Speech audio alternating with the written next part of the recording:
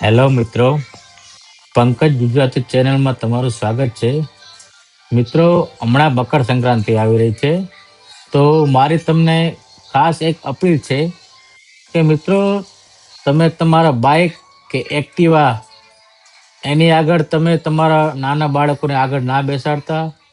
અને હા મિત્રો, તમે તમારી બાઇક કે એક્ટિવા એ હમણાં ધીરે ચલાવજો, જેથી કરીને તમે તમે પતંગની દોરીથી બચી શકશો. અને હા મિત્રો, તમે બાઇક કે એક્ટિવા એ ચલાવો ત્યારે હમણાં 4-5 દિવસ સુધી મિત્રો તમે મફલર, કાપ કે કોઈ બી સેફટી વાળી ચીજ ઘરમાં રાખો, જેથી કરીને તમે પતંગની દોરીથી બચી શકો અને તમે સુરક્ષિત રહો. તો મિત્રો, બસ મારો તમને આટલી વિનંતી છે કે હમણાં 5 દિવસ સુધી તમે